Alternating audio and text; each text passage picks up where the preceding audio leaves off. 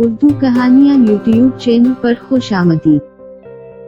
शेख साहब अपने शहजोर ट्रक पर बैठकर चौक में पहुँचे और वहाँ बैठे मजदूरों को आवाज दी, कौन कौन जाना चाहता है मेरे साथ मजदूरी पर, 200 रुपए दिहाड़ी दूंगा। पहले तो लोग शेख पर खूब हंसे, फिर इसे समझाने के लिए उठ खड़े हुए कि भाई आजकल मजदूर की दिहाड़ी 500 से कम नहीं, क्यों आप जुल्म करने पर तुले हैं, कोई नहीं जाएगा आपके साथ, न बनवाइए अपना मजाक।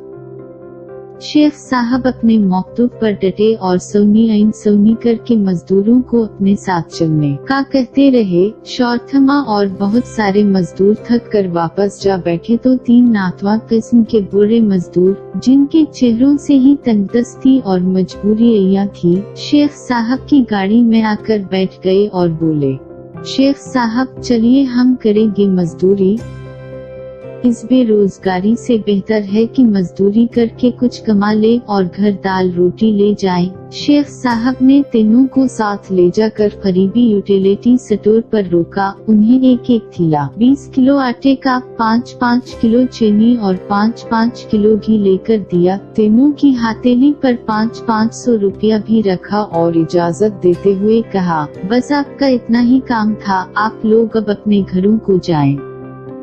अगले दिन शेख साहब दोबारा अपना शहजोर ट्रक लेकर उसी जगह पहुँचे और आवाज दी, कौन कौन जाना चाहता है मेरे साथ मजदूरी पर, 200 रुपए दिहाड़ी दूंगा। मजदूर गुया तैयार बैठे थे, सबसे पहले चढ़ने के लिए एक दूसरे से लड़ते झगड़ते ट्रक पर सवार हो गए। शेख ने सबसे शाम तक काम करवाया और पूरे 200 रुपए मजदूरी देकर छुट्टी दी।